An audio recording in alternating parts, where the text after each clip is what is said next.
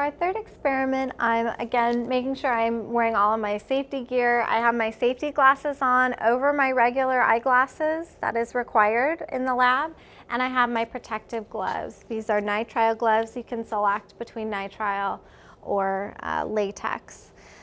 So today we're going to be determining the empirical formula for the first part of the experiment, and the second part of the experiment is determining the moles of water in a hydrated salts. And for the first step, we're going to take magnesium ribbon, and you're going to see it when you receive it. It's going to be in a long strip, and you're going to cut a piece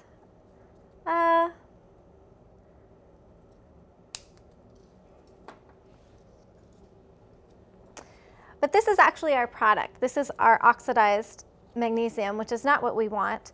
In order to expose the magnesium so that we can control the reaction and measure the change in mass, we need to use a piece of sandpaper wrapped around the magnesium ribbon and scrape until it comes dry. It's really important that you keep your fingers around the sandpaper. If you have it above or below, you'll slice your finger on that magnesium ribbon. So when it's nice and shiny, we're ready to flip it around into the other side. And this is the sort of finished product. For this, I'm always going to use my tongs for the crucible. I'm not sure if it's hot. Looks can be deceiving. I need to cut these in tiny pieces. I need to expose as much of the surface area as possible. So I'm going to cut it in really tiny pieces.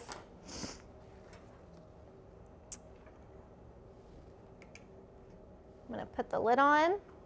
Again, I'm just always using the tongs when I use the crucible, just in case it didn't cool off for the last lab.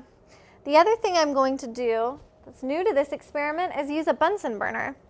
So the TA is responsible for turning on the main gas valve. That's not something the undergraduate should ever do. You're going to turn on the gas at your station, and it has a blue label that reads gas. And you'll turn it on, and if you open it enough, you can hear. So turn it down a little bit more than that. What I'm going to do is light a match. It's another reason why I have my hair pulled back.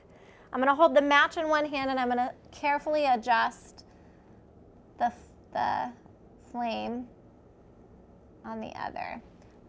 And we want that nice blue flame.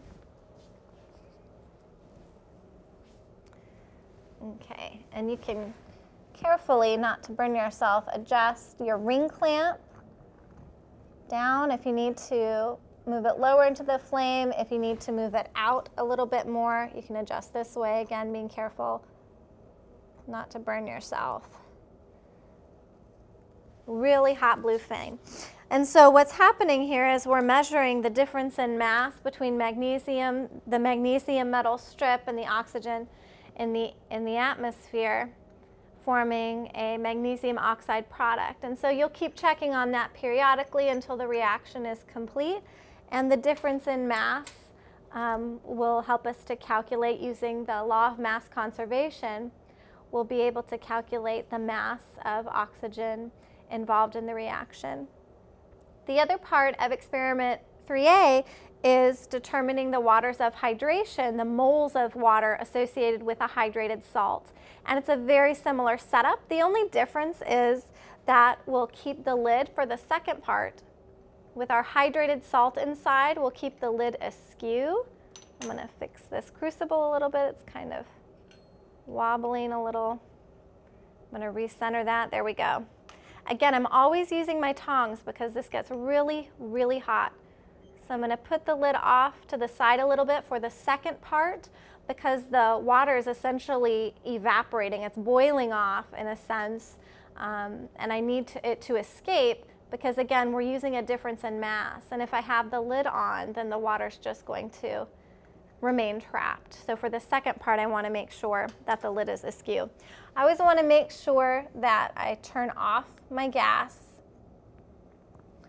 when I'm done. and still using the crucible really carefully. It's really hot. When we cool these down, we're just going to add a couple of drops of water. If you add too much, then you can destroy the crucible. Porcelain crucibles will crack. Again, I want to make sure that I'm always using the tongs when I'm dealing with these. These protective gloves aren't going to give you any kind of protection against a burn.